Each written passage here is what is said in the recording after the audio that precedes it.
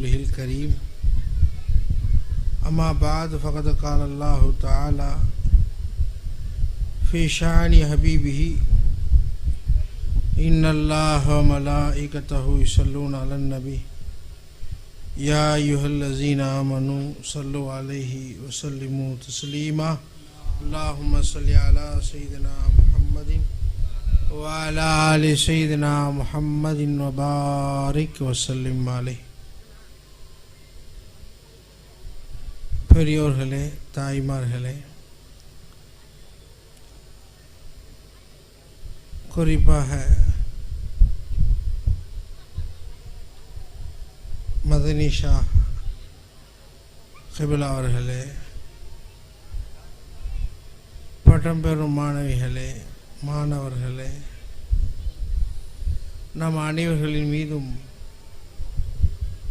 அல்லாஹுடைய சகீனத் என்ற அமைதி இறங்கட்டுமாக.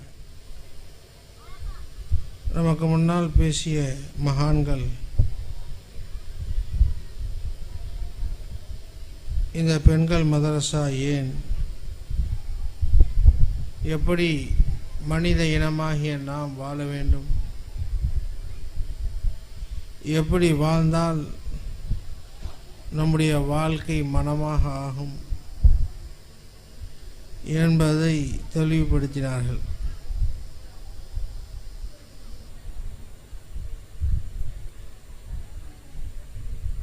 காரணம், மனிதன் இந்த உலகத்திலே பிறந்தான், வாழ்ந்தான், செத்தான் என்றோடு மட்டுமில்லாமல்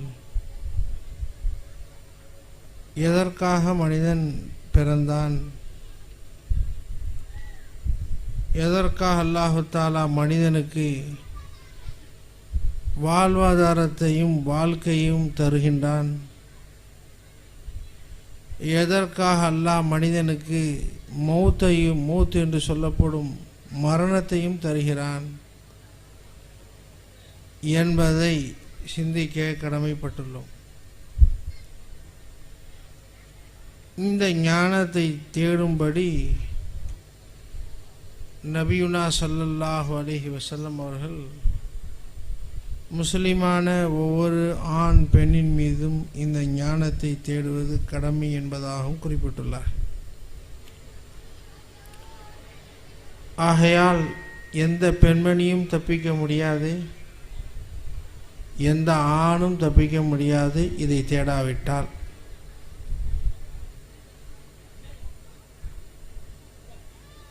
வலோ பிஸ்ஸீன் என்பதாக அந்த ஹதீஸிலே சொல்வார்கள். வலோ பிஸ்ஸீன் என்று சொன்னால் வலோ குந்த பிஸ்ஸீன் என்பதாக சொல்வார்கள். நீ சீனாவில் இருந்தாலும் சைனாவில் இருந்தாலும் அதை தேடியான். அவனா என்ன, நீ வெளிநாட்டில் ஏறி, சவுதியில் ஏறி, துபாயில் ஏறி, சிங்கப்பூரில் ஏறி, மலேசியாவில் ஏறி, எங்கே இருந்தாலும் தேடியான் என்பதாக நமக்கு நபியவர்கள் ஞாபகப்படுத்துகிறார்கள். இதை நாம் தேடாமல் பெறாமல் இந்த உலகத்தை விட்டும் பிரிந்துவிட்டால் நாம் மிருகத்தை விட கேடு கெட்டவர்கள். ஆகவே தான் அல்லாஹ் ரப்ப ஜுல் ஜலால் கியாமத்துடைய கடைசி காலத்திலே தாபத்துல் அர்த் என்பதாக சொல்லப்படும் பிரமாண்டமான ஒரு மிருகத்தை வைத்து அல்லாஹ் துகல்லிமுஹும் பேச வைப்பான், நமக்கு உபதேசம் செய்ய வைப்பான். இப்போ ஆலிம்ஷாக்கள் பயான் செய்கிறாங்க, ஹஜரத்துமார்கள் பயான் செய்கிறாங்க, ஷேഖமார்கள் பயான் செய்கிறாங்க. அப்போ இதை உங்கள் பேச்செல்லாம் கேட்காத மனிதர்களுக்கு மிருகத்தை வச்சு அல்லாஹ் பேச வைப்பான், மிருகத்தை வச்சு உபதேசம் செய்ய வைப்பான் அல்லாஹ். அப்போ மிருகம் நமக்கு உபதேசம் செய்யக்கூடிய அளவுக்கு நாம் ஆளாக்கப்பட்டால் மிருகத்தை விட கேடு கெட்டவர்கள் தானே நாமோ. ஆகவே எப்படி வாழ்வது, ஏன் பிறந்தோம், ஏன் இந்த வாழ்க்கை, ஏன் நமக்கு வரக்கூடிய மரணம் என்பதை புரிய வேண்டும். பொதுவாக உலகத்திலே ஆதம் அலைஹிஸ்ஸலாம் தொடுத்து இதுவரையிலும் எத்தனையோ ஞானங்கள் பேசப்பட்டு கொண்டே இருக்கிறது. கியாமத் வரையிலும் பேசப்படும். ஆலிம்கள் மௌத்தா போனாலும் இந்த இல்மும் மௌத்தா போகாது. ஷேகுமார்கள் மௌத்தா போனாலும் இந்த ஞானங்கள் மௌத்தாகாது. பல நிஸ்பத்துகளை வச்சு அல்லாஹ் தஆலா பேசிக்கிட்டே இருப்பான். இந்த இடத்துல வந்து உட்காந்தோன்னு ஒரு பயம் வந்துச்சு. தாதா சர்க்கார் ரஹ்மத்துல்லாஹி அலைஹி உட்காந்த இடம், ஃபைசி நாயகம் உட்கார்ந்த இடம், மக்களை ஷுஹூது செய்த இடம், அதே போல் எங்கள் பாபா எஜமான் உட்கார்ந்த இடம், பெரும் பெரும் மகான்கள் எல்லாம் உட்கார்ந்த இடம்.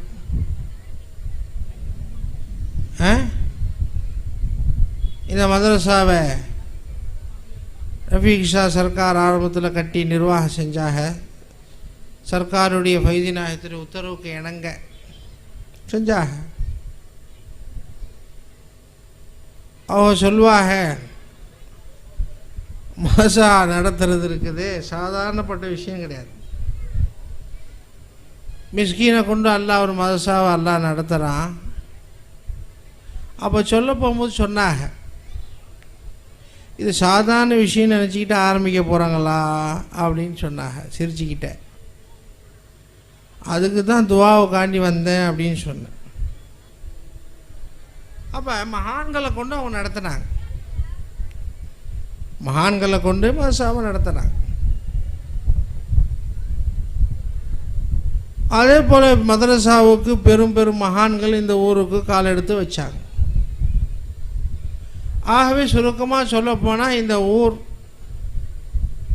வலிமார்கள் வாழ்ந்த ஊர், வாழ்ந்து கொண்டு இருக்கின்ற ஊர். ஆல்பர்ட் சர்க்கார் எஜமா இந்த இடத்துல உட்காந்தா பயான் பட்டமளிப்பில் சொன்னாங்க. ஹதீஸில் வருது, ஒரு ஊர் வழியாக ஒரு ஆலிம் ஷா கிராஸ் ஆனால் 40 நாள் கபருடைய அசாபை அல்லாஹ் நிப்பாட்டிடுவானா. இந்த மதரசா இங்கேயே இருக்கே, எத்தனை நாளைக்கு அல்லாஹ் நிப்பாட்டுவான், கபருடைய அசாபே இருக்காது இந்த ஊர் மக்களுக்கு என்பதாக சொன்னாங்க, சுப செய்தி சொன்னாங்க. ஆகவே அப்போ நாதாக்கள் வாழ்ந்த ஊர். இந்த ஞானங்கள் இருக்குது,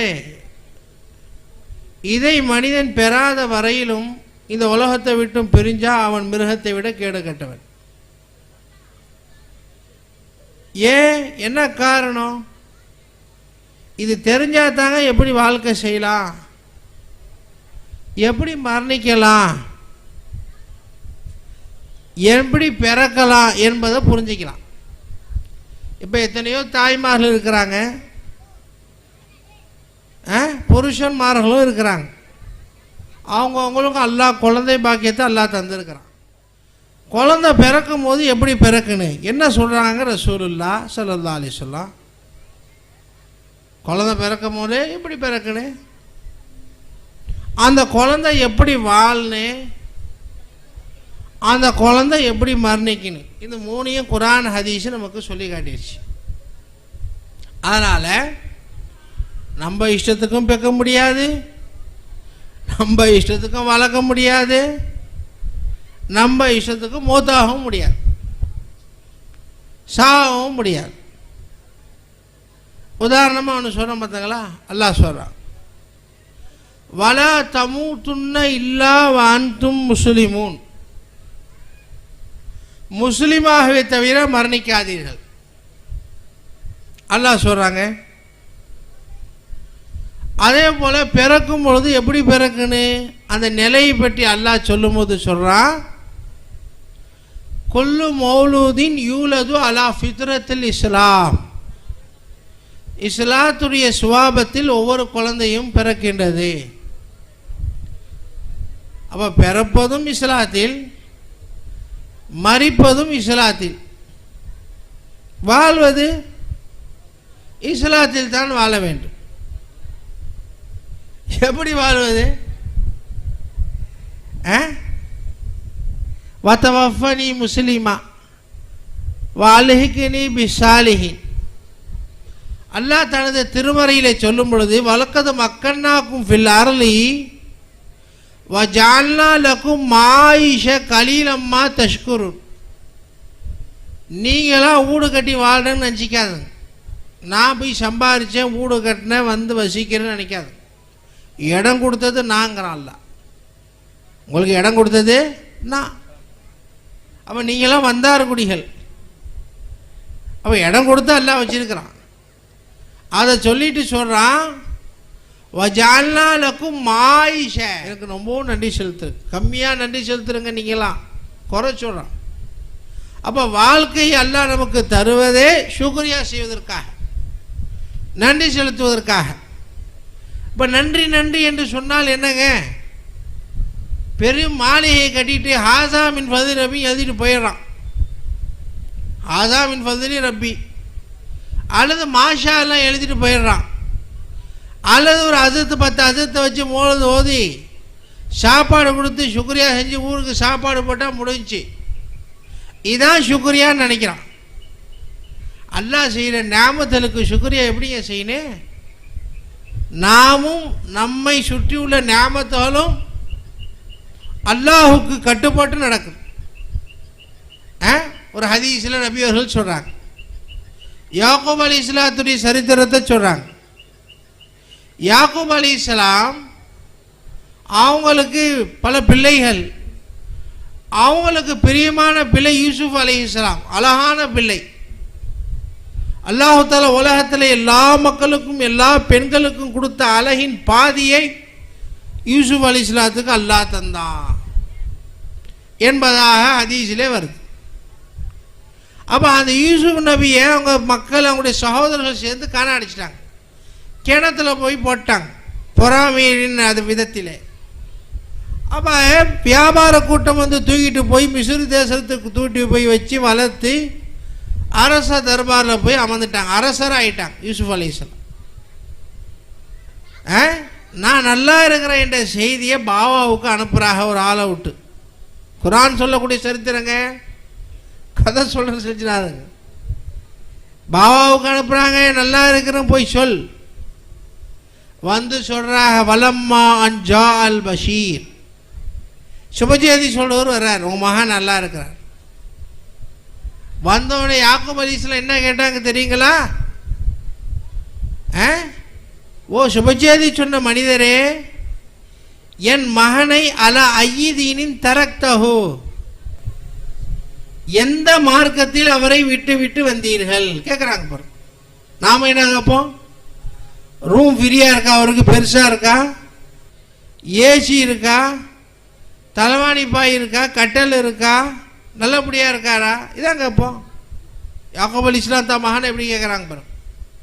மகனை பற்றி எப்படி கேட்குறாங்க? அலா ஐயுதீனின் தரக்தஹு, எந்த மார்க்கத்தில் விட்டு விட்டு வந்தீர்கள்? அவர் பதில் சொன்னார், யாக்கூப் அலைஹிஸ்ஸலாம் அவர்களே, உங்கள் மார்க்கத்தில் தான். உங்களுடைய தகப்பனார் இஸ்ஹாக், அவங்களுடைய தகப்பனார் இப்ராஹிம், இவங்க மார்க்கத்தில் தான் இருக்கிறாங்க, மார்க்கத்தை விட்டும் பெறல. சொன்னவனே என்ன சொன்னாங்க தெரியுங்களா? அல்ஆன் தம்மத்தின் நியாமத்து அலா யாக்கூப வ அலா ஆலி தான். அல்லாஹ் செய்த உபகாரங்கள் சம்பூர்ணமானது யாக்கூப் அலைஹிஸ்ஸலாத்தின் மீதும் யாக்கூபுடைய குடும்பத்தார்கள் மீதும். அப்போ எதை நியாமத்தை நினைக்கிறாங்க? தான் புள்ள தீன்தாரியாக வாழ. அது தீன்தாரியா வாழல, நீ எவ்வளோ காசு வச்சுக்க, நீ எவ்வளோ அழக வச்சுக்க, நீ எவ்வளோ நகையை வச்சுக்க, நீ எவ்வளோ பதவியை வச்சுக்க, நீ எவ்வளோ தெம்ப வச்சுக்க, அல்லாஹ் மண்ணலி போட்டுருவான். எல்லாத்தையும் அல்லாஹ் மண்ணலி போட்டுருவான். ஆகவே தாய்மார்கள் சுதாரித்து கொள்ள வேண்டும், பெரியோர்கள் சுதாரித்து கொள்ள வேண்டும். தன் பிள்ளைகளை எப்படி வளர்ப்பது, அதில் கவனம் செலுத்த வேண்டும். செலுத்தி மார்க்கத்தை உள்ளத்திலே புகுத்த வேண்டும். சும்மா அதையும் இதையும் வாங்கி கொடுத்து சுபரிஷா கபிலா மத்தல்லா ஹிஸ்ஸல்லஹு அவ சொன்னா பார்த்தங்களா? புகாரி ஷரீஃப் தமிழாக்கம் படித்தேன், சர்க்கார் படிக்கக்கூடாதுன்னுட்டாங்க, ஹதீஸை கற்று தெரிந்த மகான்களுடைய வாயிலிருந்து கேட்டதை சொல்லுண்டாங்க. சொல்கிறோம் நம்ம பிள்ளைக்கு, அவனுக்கு புக்கை வாங்கி கொடுக்குறோம். இதான் போன நூற்றாண்டில் இருந்துச்சா? போன நூற்றாண்டில் தமிழாக்க இல்லைங்க. போன நூற்றாண்டு முஸ்லீம் ஷரீஃப் தமிழாக்க இல்லை, திருமதி தமிழாக்க இல்லை.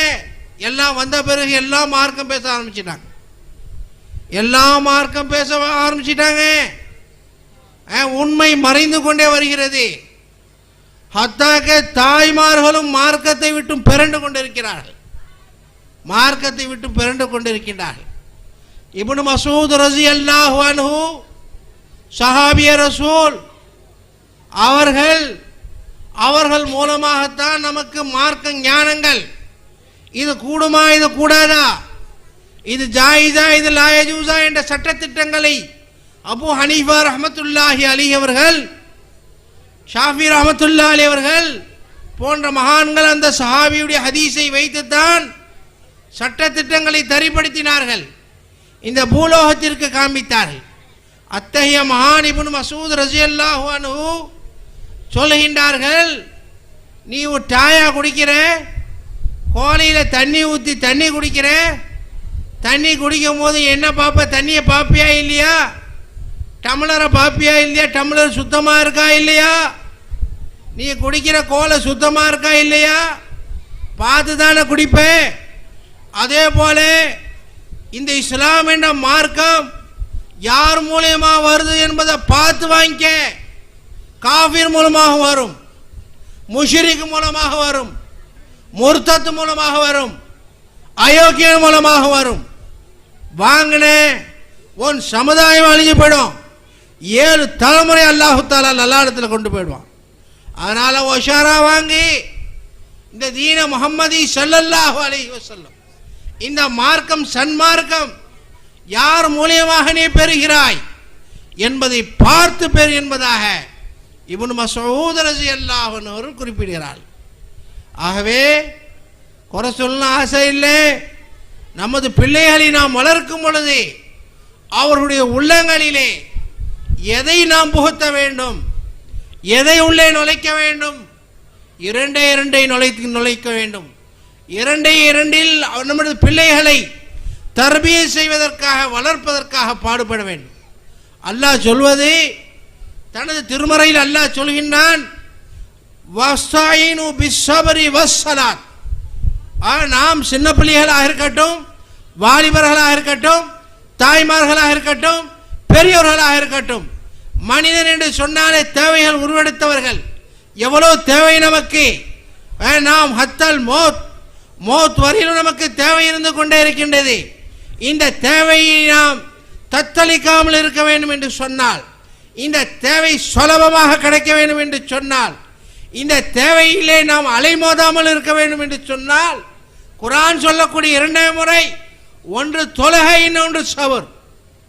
என்ன தொழுகை, என்ன சபர்? அல்லாஹ் சொல்கின்றானே, உதவி தேடு, தொழுகை கொண்டு உதவி தேடு. பேங்க் லோனை கொண்டு உதவி தேடு என்பதாக சொல்லவில்லை, தாப்பனை கொண்டு உதவி தேடு என்பதாக சொல்லவில்லை, மாமனை கொண்டு உதவி தேடு என்பதாக சொல்லவில்லை, உன் மச்சானை கொண்டு உதவி தேடு என்பதாக சொல்லவில்லை, மாச்சனை கொண்டு உதவி தேடு என்பதாக சொல்லவில்லை. அல்லாஹ் சொல்லக்கூடிய 2 வசு உதவி தேடுவதற்காக, ஒன்று தொழுகை, இரண்டாவது சபர். சபர் என்றால் என்ன, தொழுகை என்றால் என்ன? மௌரு அவுலாதக்கும் பிஸ்ஸலாத். நபி அவர்கள் சொல்கின்றார்களே, உன் குழந்தைக்கு தொழுகை கொண்டு ஏவு என்பதாக ஏவினோமா? என்ன தொழுகையை கற்றுக் கொடுத்தோம்? சஹாபாக்கள் தொழுகை கற்றுக் கொடுத்தோமா? நாம் தான் அந்த தொழுகை தொழுவே இல்லையே. ஹாஜா எஜமான் காதர் வலி கஞ்ச பக்ஷ ரஹ்மத்துல்லாஹி அலைஹி அவர்கள் அவருடைய தொழுகையை 2 மணி நேரம் தொழுவார்கள் என்பதாக சொல்லப்படுகிறதே. நம்முடைய தொழுகை எப்படி? இதனால் தான் நாம் வாழ்க்கையிலே தடுமாறுகின்றோம், வாழ்க்கையிலே தத்தளிக்கின்றோம். அதே போல் சபர் என்று சொன்னால் என்ன? சபர் என்று சொன்னாலே நீ நினைக்கக்கூடியது சபர் அல்ல. அழுகு வரும்போது அழுகாது என்பதாக சொல்வது, வலிக்கும் போது கத்தாது என்பதாக சொல்வது, கவலைப்படும் போது கவலைப்படாது என்பதாக சொல்வது சபர் அல்ல. சபர் என்று சொன்னால் குர்ஆன் சொல்கின்றது, சபர் என்று சொன்னாலே வஸ்வின் நஃப்ஸக மஅல்லதீன யதுஊன ரப்பஹும், உன் குழந்தையை நல்லடியாருடைய சமூகத்திலே விடு, அவனை அங்கேயே போடு, அவர்களுடைய காலடியிலே விடு. இது தான் சபர் என்பதாக நமக்கு குர்ஆன் சொல்கின்றது. போய் எடுத்து பார், குர்ஆனிலே எடுத்து பார். ஹதீஸை நீ லைவ் என்பதாக சொல்லலாம், இது மௌது என்பதாக ஹதீஸை நீ மறுக்கலாம், குர்ஆனை மறுக்க முடியாது. சபர் என்று சொன்னாலே உன் குழந்தையை நல்லடியாருடைய சமூகத்திலே அமுக்கி வைப்பது தான் சபர் என்பதாக குர்ஆன் சொல்கின்றது. வஸ்பே நஃப்ஸக, நபியே உங்களது நஃப்ஸை சபர் செய்யுங்கள், அடக்குங்கள். மஅல்லதீன யதுஊன ரப்பஹும் பில் கதாதி வல் அஷி, காலை மாலை அல்லாஹ்வை அழைத்து கொண்டு அல்லாஹ்வுடைய தியானத்தில் இருந்து கொண்டிருக்கின்றார்களே, அவருடைய சுஹபத்திலே இருங்கள், தோழமையிலே இருங்கள் என்பதை அல்லாஹ் சொல்கின்றானே. இது தான் சபரே அஸீம், இது தான் மகத்தான சபர். இந்த சபரை நம்முடைய குழந்தைகளுக்கு ஊட்ட வேண்டும்.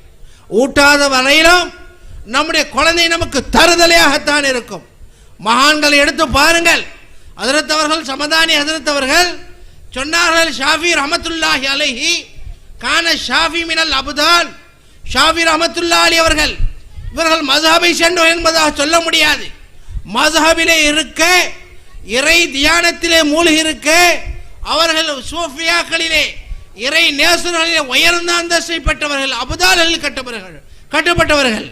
கான ஷாஃபி மினல் அபுதால். அபுதால் என்று சொன்னால் என்ன? அசர் இங்கே தொழுதால் மகரிப் மக்காவிலே தொழுவார்கள், மகரிப் மக்காவிலே தொழுதால் இஷா பைத்துல் முகத்தஸிலே தொழுவார்கள். இடம் விட்டும் இடம் மாறுவதற்கு அல்லாஹ் அவர்களுக்கு தௌஃபீக் செய்வான். இங்கே இருப்பார்கள், அடுத்த வினாடி வெளிநாட்டிலே இருப்பார்கள். ஆகவே அத்தகைய மகான்களுக்கு அபுதால் என்பதாக சொல்லப்படும். ஷாஃபி ரஹ்மத்துல்லாஹி அலைஹி, இந்த ஊர் மக்கள் ஷாஃபியை பின்பற்றியவர்கள். அவர்களுடைய மகாம் என்ன, அவருடைய அந்தஸ்து என்ன? அபுதாலில் கட்டப்பட்டவர்கள். ஆகவே தான் அவருடைய வயிற்றிலே 15 ஜுஸ்வை மனனம் செய்ததாக ஞாபகப்படுத்தினார்கள். அத்தகைய ஷாஃபியை, உயர்ந்த அந்தஸ்தை பெற்ற ஷாஃபியை, அபுதாலான ஷாஃபியை ரஸியல்லாஹு அன்ஹு, வலியாக அந்த ஷாஃபியை அந்த தாயார் தனது வீட்டை விட்டு ரபா அப்துல்லா இப்னு ரபாஹா ரஸியல்லாஹு அன்ஹுடைய சமூகத்திலே போய் தள்ளினார்கள் என்று சொன்னால், தள்ளினோமா நம்முடைய பிள்ளையை? நம்முடைய துள்ளையை தள்ளினோமா?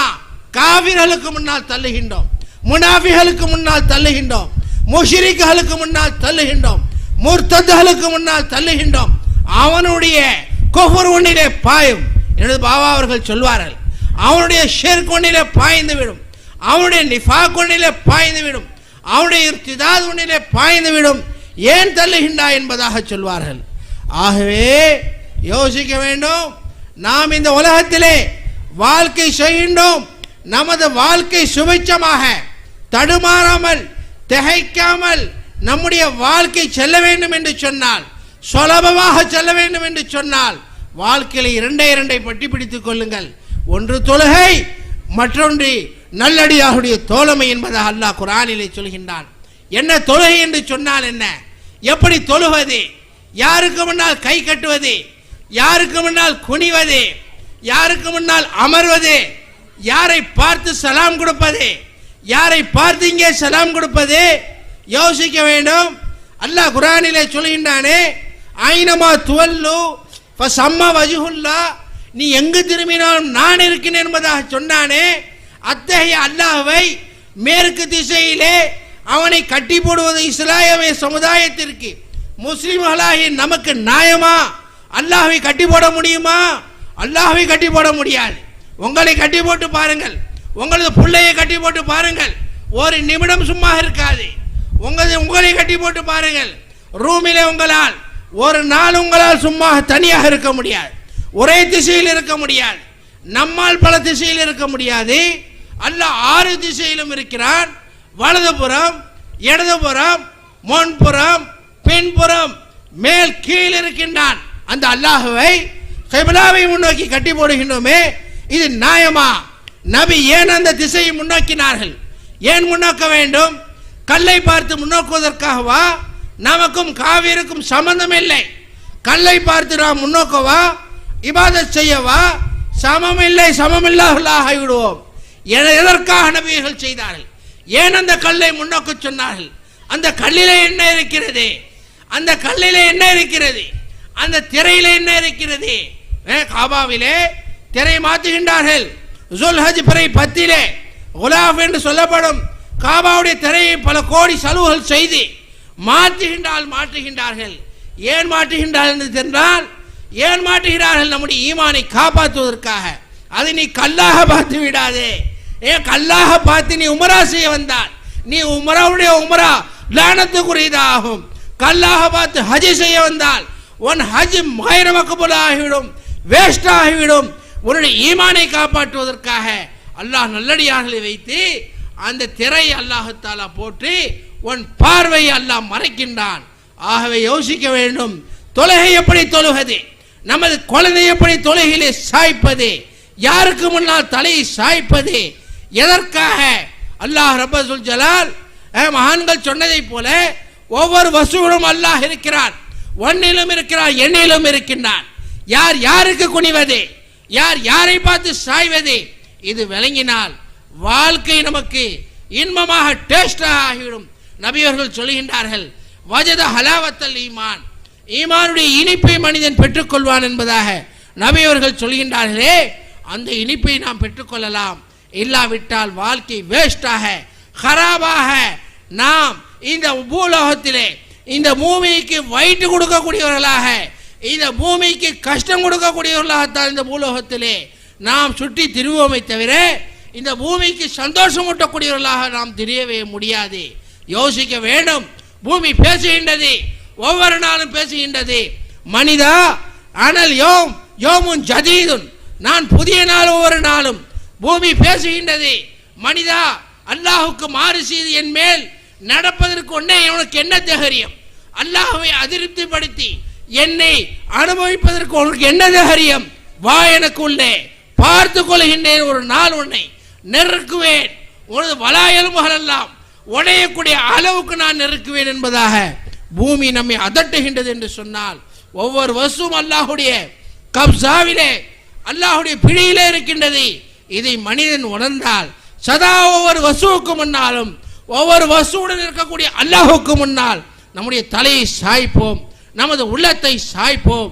ஆகவே தான் சொல்வார்கள், மர்த காமிலான மனிதன் என்று சொன்னாலே, சம்பூர்ணமான மனிதன் என்று சொன்னாலே, ஹர் ஷைமே खुदा और रसूल को बतलाने वाला, அல்லாஹ்வையும் ரசூலையும் ஒவ்வொரு வஸ்துவிலும் காண்பிக்கக்கூடியவர்கள். தெரிந்ததா? மைக்கில் அல்லாஹ் தெரிந்ததா? மஸ்ஜிதில் மட்டும் அல்லாவா? மெஹராபில் மட்டும் அல்லாவா? குரானில் மட்டும் அல்லாவா? கிதாபில் மட்டும் அல்லாவா? இல்லை இல்லை இல்லை. குரான் சொல்லக்கூடிய அல்லாஹ் எங்கே? ஹதீஸ் சொல்லக்கூடிய அல்லாஹ் எங்கே?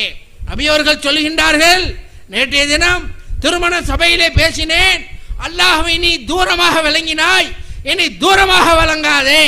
வத்தகுல்லாஹ ஃபின் நிசா, நீ எந்த மனைவியை கட்டி முத்தம் கொடுக்கின்றாயோ, எந்த மனைவியுடைய வாயிலே ஊட்டுகின்றாயோ, அந்த மனைவியிலே நான் இருக்கின்றேன், நீ தக்வா செய்.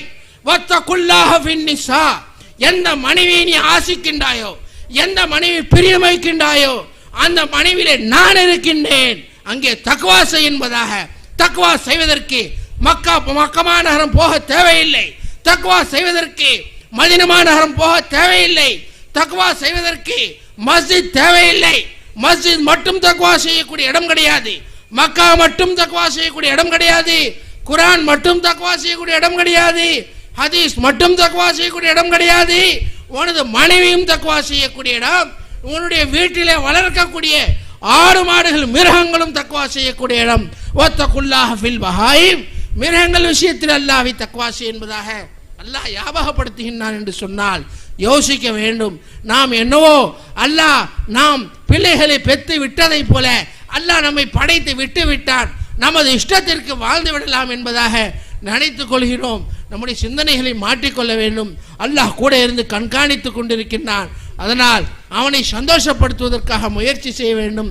நம்முடைய பிள்ளைகளை இந்த உலக சுகபோகங்களில் மட்டும் மூழ்க வைக்காமல் ஆகிரத்துறை சுகபோகங்களிலும் அவர்களை சுவைக்க வைக்க வேண்டும்.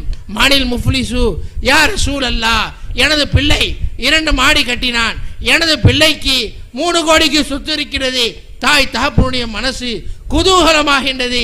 இது அல்ல சந்தோஷம், இது அல்ல சந்தோஷம். முஃப்லிஸ் என்றால் யார் என்பதாக நபியோரிடம் சஹாபாக்கள் கேட்கும் பொழுது நபியுனா ஸல்லல்லாஹு அலைஹி வஸல்லம் சொன்னார்கள், இங்கே கோடிக்கணக்கிலே சொத்துக்கு அதிபதியாக இருப்பான், கபரிலே வந்து பிச்சை எடுப்பான், யாராவது எனக்கு ஓதி அனுப்ப மாட்டார்களா, யாராவது எனக்கு உணவு ஊட்ட மாட்டார்களா, பிச்சை எடுத்து கொண்டிருப்பான் என்பதாக நபியர்கள் குறிப்பிடுகின்றார்கள். அதே போல் நமது பிள்ளைகளை இங்கே செல்வந்தர்களாக வாழ வைத்து கபரிலே பிச்சை எடுக்கக்கூடிய பிள்ளைகளாக நாம் பார்க்க ஆசைப்படுவோமா? எவ்வாறு ஆசைப்பட மாட்டோமோ அதற்காக முயற்சி செய்ய வேண்டும். அவருடைய உள்ளத்திலே தீனை நுழைப்பதற்கு, அவருடைய சரீரத்திலே தீனை நுழைப்பதற்கு, அவருடைய ரூஹிலே ஆத்மாவிலே தீனை நுழைப்பதற்கு நாம் முயற்சி செய்ய வேண்டும். இல்லாவிட்டால் அல்லாஹ் ரசூலுடைய சமூகத்திலே குற்றவாளிகளாக கருதப்படுவோம் என்பதாக நமக்கு ஞாபகப்படுத்துவார்கள். குறிப்பாக நமக்கு மகான்கள் சொல்வார்கள், நாம் பெரியோர்களாகிய நாம் நமது பிள்ளைகளை வளர்க்கும் பொழுது பிள்ளைகளிலே ஒரு கெட்ட குணம், ஒரு கெட்ட செயல், ஒரு கெட்ட பார்வை வெளியாகின்றது என்று சொன்னால் நம்முடைய அசராத், நம்முடைய பிரதிபலிப்பு, நாம் தவறாக நடந்து கொண்டோம், நம்முடைய தவறுகள் தான் குழந்தையிலே தெரிகிறது என்பதாக சொல்வார்கள். அதனால் நாம் நமது தலைமுறைகளை, நமது பிச்சலங்களை காப்பாற்றுவதற்காக அல்லாஹ்வின் உம்மம் தக்வா செய்ய வேண்டும். தக்வா செய்தால் 7 தலைமுறை வரை அல்லாஹ் உங்களுடைய குழந்தை செல்வத்தை, பிச்சலங்களை அல்லாஹ் வழியாக இறை நேசர்களாக அல்லாஹ் ஆக்குவான். இல்லாவிட்டால், நீங்கள் தக்வா செய்யாவிட்டால், தாய்மார்களே நீங்கள் தக்வா செய்யாவிட்டால், பெரியோர்களே நீங்கள் தக்வா செய்யாவிட்டால் உங்களுடைய 7 தலைமுறையும் அல்லாஹ் தருதலையாக மூதவியாக அல்லாஹ் மாற்றி விடுவான் என்பதாக அஹாதீஸிலே வருகிறது. ஆகவே நாம் நம்மை சரி செய்து கொள்ள வேண்டும், நமது பிள்ளைகளையும் சரி செய்து கொள்ள வேண்டும். வல்ல அல்லாஹ் நம் அனைவர்களையும் இஸ்லாஹ் செய்வதற்கு, சரி செய்வதற்கு பொறுப்பேற்றுக் கொள்வானாக. குறிப்பாக இந்த மதரசா நூறு ஸ்தாபகர் மதனிஷா கிபிலா தவ்வலல்லாஹு உமரஹு, அல்லாஹுடைய வயசை நீளமாக்குவானாக. அல்லாஹு தாலா அவருடைய உள்ளத்தை இன்னும் இன்ஷராஹு சதுர் அல்லாஹ் செய்வானாக. அவர்கள் மூலமாக அல்லாஹு தாலா இந்த மதரசாவை நடத்தாட்டி கொண்டிருக்கின்றான். ஆகவே இந்த மதரசாவிலே வெளியாகக்கூடிய அந்த பெண்மணிகளுக்கு, அந்த மாணவ கண்மணிகளுக்கு, மாணவிகளுக்கு அல்லாஹு தாலா தனது ரிசா என்று சொல்லப்படும், சந்தோஷம் என்று சொல்லப்படும் உயர்ந்த பாக்கியத்தை அந்த பெண்மக்களுக்கு அல்லாஹ் தந்தல் புரிவானாக. அவர்களுடைய 6 திசைகளிலும் நூறு என்று சொல்லப்படும் ஜோதி பிரகாசத்தை அல்லாஹு தாலா சூழ வைப்பானாக. வாஹிரு தாவானா அனில் ஹம்துலில்லாஹி ரப்பில் ஆலமீன். அஸ்ஸலாமு அலைக்கும் வரஹ்மத்துல்லாஹி வபரகாத்துஹு.